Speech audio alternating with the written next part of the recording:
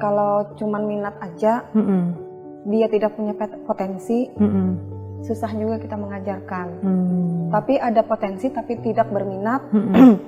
Kadang-kadang ada yang diantarkan dari orang tuanya ingin anaknya bisa menari, tapi anaknya tidak mau. Di situ juga ada kesulitan untuk menjelaskan.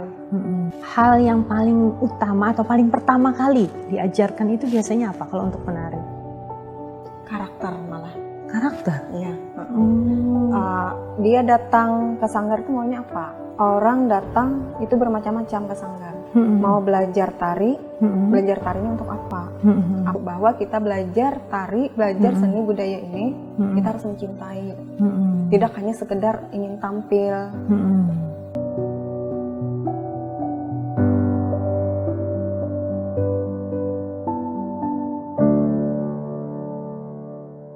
Assalamualaikum warahmatullahi wabarakatuh. Apa kabar pemirsa setia TV Tabalong? Senang sekali kembali berjumpa dengan Anda bersama saya Mai Shanti akan memandu pemirsa dalam program Berbagi Kisah. Siapa yang tidak kenal Sanggar Seni Suluh Banua? Di Tabalong sendiri, sanggar seni tersebut memiliki kiprah yang terbilang luar biasa. Karena sanggar seni tersebut sering dipercaya untuk pentas di berbagai event di Tabalong hingga keluar daerah. Pemirsa, episode kali ini kita akan mengangkat tema mengenal lebih dekat Sanggar Seni Suluh Banua. Di studio kali ini narasumber kita telah berhadir yaitu Koordinator Sanggar Seni Suluh Banua, Ibu Irna Purwanti. Selamat malam Ibu Irna. Selamat malam. Apa kabar? Alhamdulillah baik. Alhamdulillah baik. Ibu Irna, seperti disebutkan di awal tadi, Suluh Banua merupakan sebuah sanggar yang lumayan lama ya sudah berdiri di sini. Lumayan lama ada. Ya, kalau boleh tahu beralamatkan di mana, Bu? kalau sekretariat sanggar sekarang di GOR, Gedung Olahraga Bulu Tangkis bagian belakang, samping pendopo. Samping pendopo ya, Bu. Kalau Ibu sendiri sebagai seorang pelatih, owner atau pendirinya, Bu? Termasuk sebagai salah seorang pendiri. Sebagai seorang pendiri juga. Tahun berapa itu, Bu? Saya tahunya lama aja tapi nggak tahu sejak kapan. Kalau Sanggar Suluh Banuanya sendiri itu berdiri disahkan dengan nama tersebut ya. Mulai tahun 2010. 2010 sekarang 2022, 12 tahun. Luar biasa, lama sekali. Terus yang alasan Ibu dan para pendiri lainnya untuk mendirikan Sanggar Seni Suluh Banua? Hanya sekedar ingin mengumpulkan para pegiat seni, jadi membuat suatu wadah biar mereka dapat menuangkan kreativitasnya, berkreasi, jadi semacam wadah aja. Oh iya. Terus kok namanya Suluh Banua gitu ya? Terdengar unik, kalau menurut saya itu unik dan ada ciri khasnya sendiri. Kayak Banua kan, Kalsel itu biasanya disebut Banua. Gitu. Jadi Suluh itu kan penerang, obor. Terus di Tabalong sendiri kan ikon kita kan obor. Iya. Nah, jadi Banua itu wilayah. Jadi harapannya kita itu sanggar itu sebagai semacam ada pencerahan untuk seni di Banua kita, untuk mengangkat budaya dan seni bagi pegiat-pegiat pencinta seni di Tabalong. Iya, karena kata orang ya nama itu adalah doa. Bermula dari orang menyebut itu ya. Semoga nantinya harapannya itu kan ya Suluh Banua bisa berkembang pada saat itu. Oke, kemudian di sanggar itu ada bidang apa aja, Bu, yang dikembangkan atau yang dilatih atau yang diajarkan apa aja? Yang terutama itu kan memang dari tari dan musik tradisional. Tari dan musik tradisional. Tapi seiring berkembangnya, berjalannya waktu, minat juga, jadi kita tidak menutup kemungkinan mengembangkan bidang-bidang lainnya seperti modern dance ada, kemudian musik modern, akustik, kadang-kadang ngeband juga teman-teman di sanggar. Ada lagi Latin dance pop. Jadi mereka juga menimba ilmu untuk membidangi yang lainnya lagi. Ya, banyak ya Bu ya, tidak terbatas hanya seni tradisional saja. Oke. Kalau saat ini jumlah anggotanya sendiri sampai saat ini? Kalau anggota, kalau dihitung yang aktif sekarang ini, kalau dikumpul-kumpul itu mungkin yang dari anak-anak sampai dewasa lebih dari 60. Banyak itu. Berarti dari anak-anak sampai orang dewasa bisa ya Bu ya sana? Dewasa itu kan usia tidak terbatas tidak siapapun terbatas. mau boleh. Oh iya, saya boleh Bu. Boleh banget, ditunggu nanti. Terus kalau usianya kalau untuk anak-anak dari berapa itu? Kalau untuk anak-anak lebih dari 7 tahun. Udah bisa ya? Oh berarti nanti anak saya sarankan ke sana boleh ya? Oh ya. Antar saja dengan senang hati. Oke Ibu. Kemudian tadi kan terbuka untuk umum ya, siapa saja yang mau, usianya dari usia 7 tahun tadi sampai usianya tidak terbatas. Oke. Kemudian Sanggar Suluh Banua ini kan sering mengikuti event kejuaraan. Sampai saat ini prestasi yang paling berkesan itu apa Bu? Pasti ada lah ya. Ada. Banyak mungkin. Iya lumayan. Yang paling berkesan itu kemarin kan waktu yang di Tabalong sendiri. Di situ kita dalam berapa periode kita tuh berturut-turut menjadi sanggar terbaik se-Kabupaten Tabalong. Luar biasa, terbaik ya, luar biasa sekali. Baik itu dari segi performa kita, performa panggung, kemudian juga yang lebih berkesan itu adalah pengelolaan manajemen sanggarnya. Luar biasa. Ibu tadi kan salah satu pendiri, berarti ada beberapa. Oke. Luar biasa Ibu. Setelah ini nanti kita akan ngobrol lagi ya Ibu. Pemirsa, setelah ini saya menanyakan pola latihan yang dilakukan Sanggar Seni Suluh Banua. Jangan kemana-mana, tetap di program Berbagi Kisah.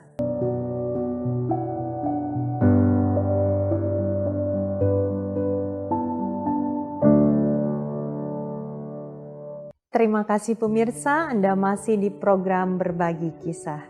Kita lanjutkan obrolan kita kembali. Ibu dulu pernah menjadi seorang pelatih juga, selain menjadi ini.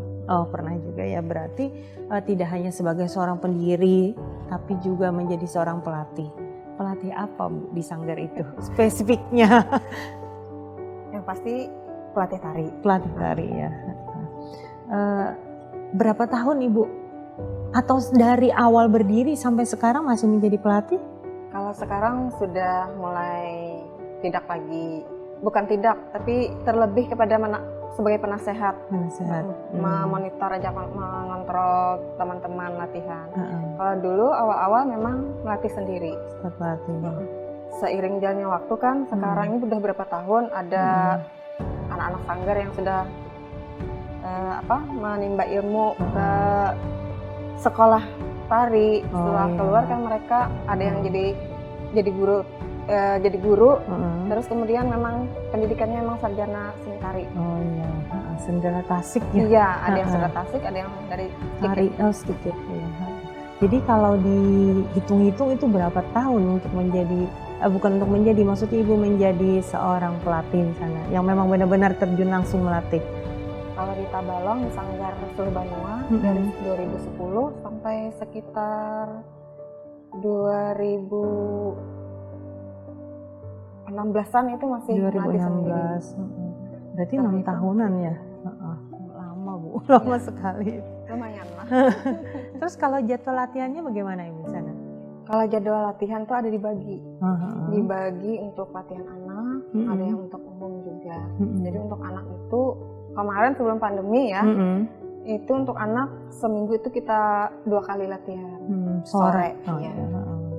Kalau asar sekitar jam 4 jam 4 lewat sampai jam 6. Kalau yang untuk dewasa? Sama, cuman beda hari. Beda hari. Oke. Kalau untuk seni tari tadi, karena kan Ibu spesifiknya pelatih tari, apa saja yang biasanya dilakukan atau latihan-latihan apa yang biasa dilakukan? Pertama itu memang kita kan harus latihan fisik dulu, olah tubuh. Oh, olah tubuh ya. Sebelum belajar mengajarkan mereka gerakan-gerakan tari. Jadi awal-awal itu paling tidak melenturkan. Iya, melenturkan badannya. Itu perlu olah sukma juga Bu kalau ditari itu. Sama sebenarnya. Oh, sama ya. Soalnya kan itu mereka harus ada wirasa. Wirasanya. Wiraga, wirasa, satunya lagi apa Bu? Wirama. Oh, wirama. Ya betul. Saya lupa ingat. Terus kalau inspirasi atau istilahnya membuat suatu gerakan tari, itu Ibu biasanya dapat dari mana? Kalau inspirasi itu berbagai media atau berbagai apa yang kita lihat, apa yang kita rasakan bisa. Misal kita melakukan gerakan yang terinspirasi dari pohon bergerak, gerakan pohon atau air bisa. Dan kadang-kadang kalau kita membuat suatu karya itu bisa kita dapatkan dari legenda atau cerita rakyat. Nah, dari situ kan legenda rakyat misalnya menceritakan tentang ikan, gerak ikan bisa. Itu muncul dengan sendirinya begitu ya? Membayangkan, oh ikan begini muncul jadi begini. Bisa seperti itu. Kadang-kadang bisa juga kita harus survei. Lihat ini ikan bergerak, duduk, perlu melihat, juga ya Bu ya. Kalau misalkan saat-saat duduk begini, bisa tidak inspirasi itu muncul? Bisa melihat suatu benda seperti makhluk yang sangat cantik seperti Ibu Maisanti, terbayang seorang putri menarikan. Tersanjung saya Bu. Pertanyaan selanjutnya saja. Kalau tantangan kesulitan yang Ibu dapatkan, yang Ibu temui selama menjadi seorang pelatih tari itu apa? Yang pertama itu karena tempat ya dulu ya, pertama tempat. Sekarang ini kan sudah ada tempat, alhamdulillah. Tantangan yang untuk tempat sudah kita lewati. Kemudian minat. Minat ini kalau cuma minat aja, dia tidak punya potensi, susah juga kita mengajarkan. Tapi ada potensi tapi tidak berminat. Kadang-kadang ada yang diantarkan dari orang tuanya ingin anaknya bisa menari, tapi anaknya tidak mau. Di situ juga ada kesulitan untuk menjelaskan.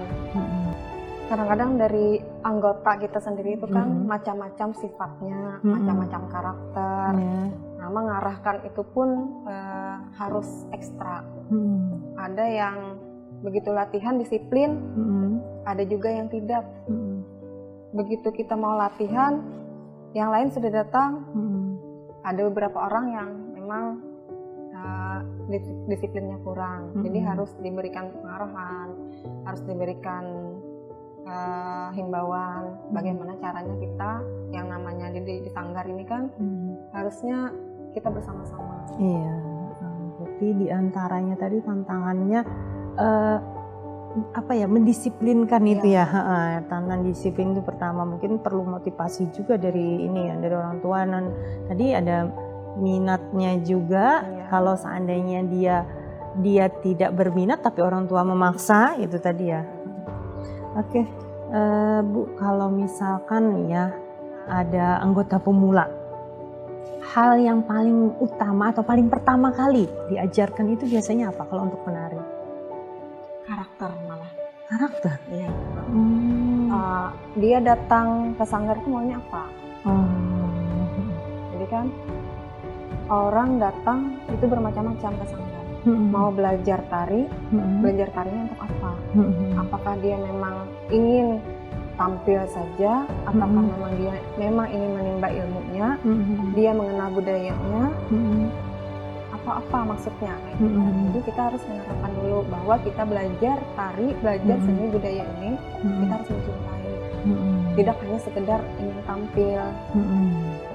Nah, di sanggar pun sebelum kita mengajar tari, kita tanyakan juga, misal kalau kita tampil biasanya kan ada honor nih. Nah, saya itu tidak mengajarkan mereka untuk melihat nilai nominal. Iya. Terlebih kepada untuk mencintai seni itu sendiri. Bagaimana dia bisa mencintai, melestarikan gitu Nah, ya. kemudian nanti kalau sudah pengarahan itu baru kita masuk ke menjelaskan tarian ini. Langsung nanti latihan gerak lagi. Berarti geraknya itu maksud saya ada sebuah konsep tarian yang diajarkan dulu. Seperti itu ya, tidak gerak dasar dari ini tidak langsung. Jadi harus langsung. ada diberitahu dulu apa nih maksudnya. Kalau sudah sampai ke sana dia paham, baru kita latihan tarian, kita jelaskan tariannya seperti apa, dengan didahulukan latihan olah tubuh tadi. Tubuh tadi ya. Kemudian Ibu, kalau tari identik dengan musik, Ya. apakah selalu diiringi dengan musik kalau di sana khususnya pada saat latihan itu? Kalau pada saat latihan bisa dengan gerakan hitungan. Bisa. Berarti Latihan bisa ya. tanpa musik ya sebenarnya kalau ketika latihan. Tapi kalau sudah tampil wajib. Supaya imbang, ada irama kan. Harmonisasi itu harus selalu ada. Oke. Itu biasanya musiknya live atau record, Bu? Bisa record, bisa tergantung keperluannya. Itu Sanggar Seni Suluh Banua tadi kan cenderungnya awal-awalnya adalah seni tradisional, baik itu tari maupun musik. Nah, jadi kalau musik ketika teman-teman penari tampil, itu musiknya dari sanggar sendiri atau dari orang lain, Bu? Dari sanggar sendiri ya. Di sanggar kita bikin tarian kan, ada pemusiknya juga. Kita rekam bisa dari waktu mereka latihan. Nah, misalnya ada orang tergantung ke permintaan. Misalnya orang minta live, kita live. Misalnya tidak memungkinkan, mungkin tempat sempit atau apa, kita record musik yang dibikin oleh teman-teman. Setiap kali tarian itu berarti selalu baru musiknya, Bu? Tidak selalu ya, berarti bisa aja ya. Untuk satu musik itu dipakai untuk beberapa tarian. Oh, maksudnya untuk musik ini dipakai tidak. Jadi khusus untuk satu berarti tari ini, garapan yang ini khusus musiknya. Jadi tari ini musiknya yang ini, tari ini musiknya yang ini, seperti itu ya. Tapi ada beberapa tarian yang musiknya kita tidak bikin sendiri. Seperti tari klasik itu kan sudah ada baku. Sudah ada baku. Oke. Ibu, terakhir pertanyaan di segmen ini. Menurut Ibu sendiri sebagai seorang pelatih dan sekarang sebagai seorang owner atau pendirinya, itu lebih sulit seni tari atau seni musik? Belajar, kalau saya nih anggap saya pemula itulah. Jadi masing-masing itu ada tingkat kesulitan. Jadi kalau memang orang yang spesifiknya dia memang keahliannya di musik, mungkin dia mudah. Kalau di tari juga seperti itu. Tapi ada yang memang dia potensinya di keduanya. Iya. Lebih memudahkan. Cepat aja. Oke, Ibu, menarik sekali. Nanti pemirsa, setelah iklan berikut ini saya akan mengobrol tentang dampak pandemi bagi Sanggar Seni Suluh Banua. Tetap di depan layar kaca Anda.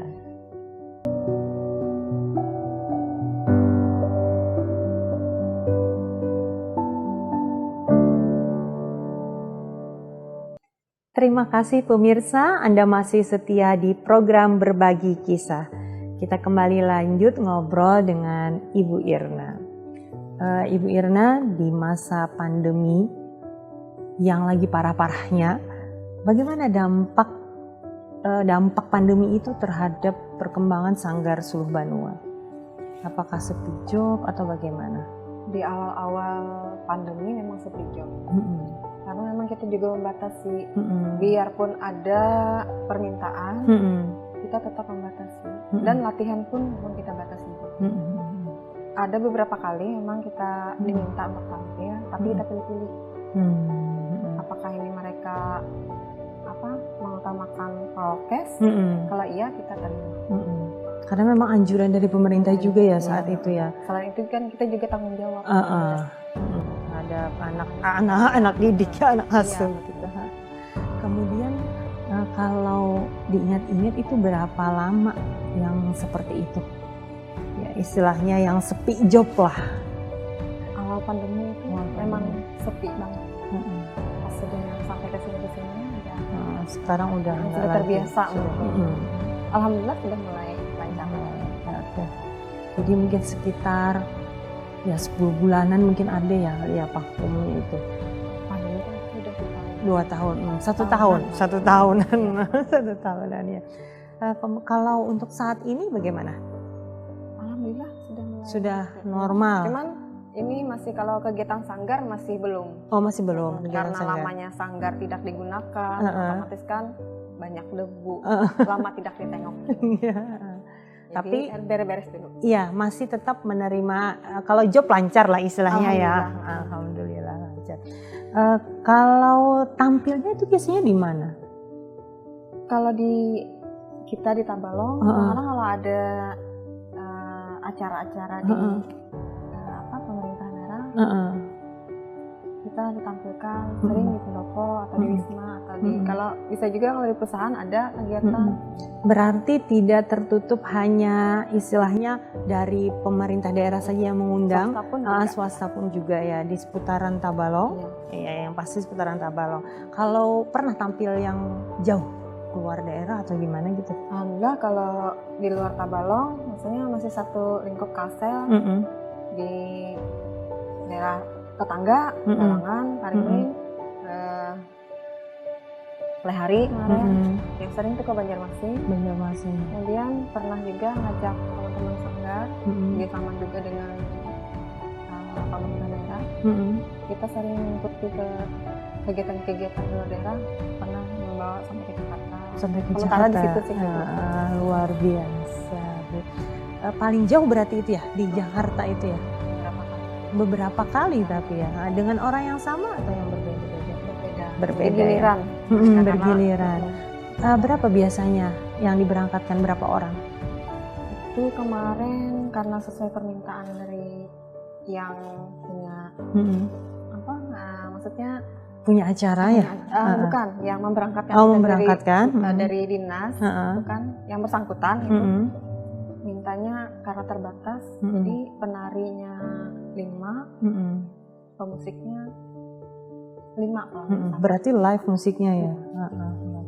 Terus kalau seandainya nih saya pengen mengundang Sanggar Suluh Banua untuk tampil, karena tadi kan tidak hanya terbatas di pemerintahan saja tapi juga di swasta, bahkan mungkin perorangan mungkin bisa ya ketika mau acara pernikahan atau perkawinan ya.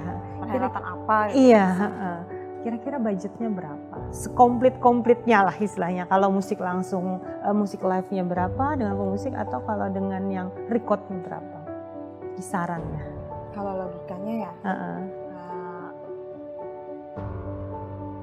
untuk penari itu kan ada biaya makeup, perawatan, kostum dan lain-lain. Itu kan perhitungannya. Paling tidak satu orang sekian gitu kan. Hitungannya kalau saya pribadi tidak pernah memberikan budget sekian. Bisa dibayangkan aja. Oh, satu orang ini mungkin berapa ya? Kita pantaskan ya dengan melihat ini tadi ya, dengan melihat keperluan penari tadi ya istilahnya. Tergantung tariannya juga, tergantung penarinya, tergantung juga dari siapa yang meminta. Oke, jadi intinya tadi tidak ada budget khusus, tapi ya kita pengundang yang memantaskan dengan sekian ya istilahnya, sekian keperluannya ini. Oke. Nanti takutnya kita dianggap menjual seni. Iya benar sekali. Padahal kalau kita sebenarnya mau berbicara, kita harus mengangkat seni. Semakin mahal seni yang kita harga dari seni itu, seperti itu juga kita menghargai seni dan budaya kita sendiri harusnya. Luar biasa. Pemirsa, menarik sekali pembicaraan kita pada hari ini. sebelumnya saya mau bertanya lagi nih sebelum ke segmen terakhir. Kostumnya sendiri itu membikin atau menyewa atau gimana? Kostum itu kita sesuaikan dengan tarian. Jadi kita bikin sendiri, kita desain sendiri, kita konsep sesuaikan dengan tarian yang mau kita bikin. Tapi kalau sudah tarian yang baku, itu kan sudah ada desainnya kan. Jadi kita tinggal bikin, kita sesuaikan dengan apa yang sudah. Iya, berarti intinya membikin sendiri, tidak menyewa ya, tidak menyewa ya. Kalau yang baku tadi, tarian dari awal tadi saya dengar ada tarian yang baku, musik yang baku. Itu seperti apa contohnya gitu? Itu khas dari Kalimantan. Iya, Kalimantan. Seperti baksa kembang misalnya itu. Oke, terima kasih pemirsa. Di segmen terakhir saya akan meminta saran Ibu Irna terkait untuk menggeliatkan kesenian di Tabalong. Tetapi ingat setelah pesan-pesan berikut ini.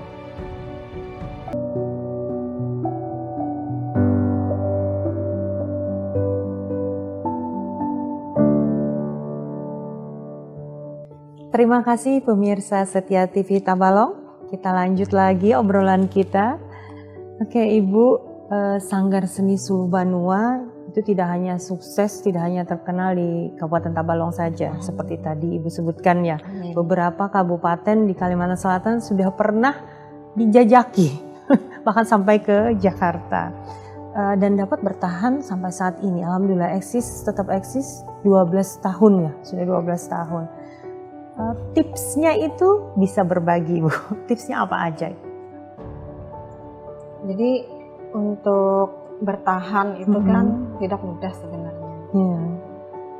Jadi dari awal sudah saya ungkapkan bahwa bermacam-macam karakter mereka. Untuk merangkum itu sangat susah sekali karena perbedaan itu kan. Nah dari rasa memupuk rasa cinta akan kebersamaan mereka itu, maka dengan sangat mudah mereka membangkitkan semangatnya agar tujuan bisa tercapai ya.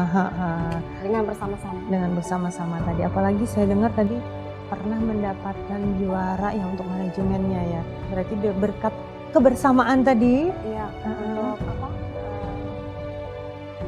Sumber daya manusianya lebih kita tingkatkan, kita pupuk lagi.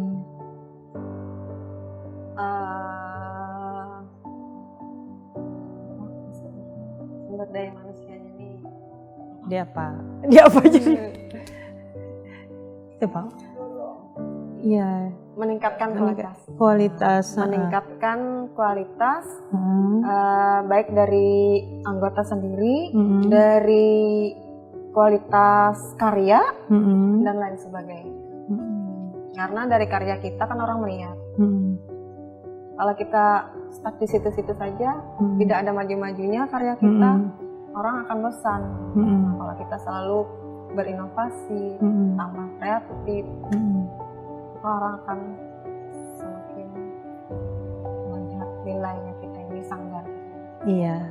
Ya, saya juga sedikit mengikuti sebenarnya, tidak mengikuti terus-terusan ya Bu, tentang perkembangan Sanggar Sulubanua. Memang saya lihat di beberapa tampilan yang pernah saya ada itu, yang pernah saya lihat itu memang up to date istilahnya ya. Bahkan dari segi pakaian juga kadang-kadang bisa menjadi yang pertama. Kalau saya lihat di sini ya, oh ini beda dari yang kemarin, ini beda kayak yang dulu gitu. Luar biasa Ibu. Kemudian adakah regenerasi yang dilakukan Sanggar Seni Sulubanua Ibu? Agar kedepannya Sanggar Seni ini tetap eksis. Alhamdulillah kita sampai sekarang selalu regenerasi. Selalu regenerasi ya, luar biasa. Karena kalau di Sanggar, kalau sudah selesai sekolah tingkat lanjutan, mereka akan keluar dari Tabalong ya. Benar. Jadi harus kita cari terus. Berarti kebanyakan di sana pelajar ya Bu? Iya. Pelajar. Oke. Terakhir ini, harapan atau target Ibu ke depan untuk kemajuan Sanggar Seni Sulubanua itu apa? banyak harapan, target-target yang harus dicapai itu sebenarnya kita boleh berharap ya. Boleh sekali Ibu. Yang sekarang ini memang prestasi sudah lumayan kita dapatkan, tapi tidak harus puas sampai di situ. Iya, betul sekali. Kalau bisa kita tingkatkan lagi, kita membawa nama Tabalong ini keluar, prestasi yang kita dapatkan tuh harus lebih kita tingkatkan lagi. Dan sekarang ini kan udah banyak anak-anak sanggar yang menuntut ilmu, menempuh pendidikan di bidang seni. Kalau bisa lebih banyak lagi yang mengikuti jejak mereka gitu kan, biar semakin seni budaya di Tabalong ini semakin banyak peminatnya, semakin kita, dan dilestarikan kita, siapa lagi kalau bukan ini ya, bukan mereka yang melestarikan. Kemudian harapan yang lebih lagi itu saya sendiri berharap bisa membawa mereka itu bukan hanya di lingkup nasional, tapi kalau bisa keluar internasional ya. Amin Ibu, luar biasa sekali Ibu. Amin. Iya, wajar Ibu. Saya juga berharap sekali ingin melihat. Nanti kalau saya bergabung bisa ya Bu ya? Yes. Di umur seperti ini. Oke Ibu, menarik sekali pembicaraan kita hari ini. Pemirsa, tidak terasa obrolan kita di episode kali ini sudah berakhir. Terima kasih sekali lagi kepada Ibu Irna Purwanti yang telah meluangkan waktunya di program Berbagi Kisah. Semoga Sanggar Seni Sulu Banua dapat terus eksis dan maju. Saya Maisyanti bersama kru yang bertugas pamit undur diri. Semoga kita dapat berjumpa kembali minggu depan dan selamat menunaikan ibadah puasa bagi Anda yang menjalankannya. Akhir kata, wassalamualaikum warahmatullahi wabarakatuh.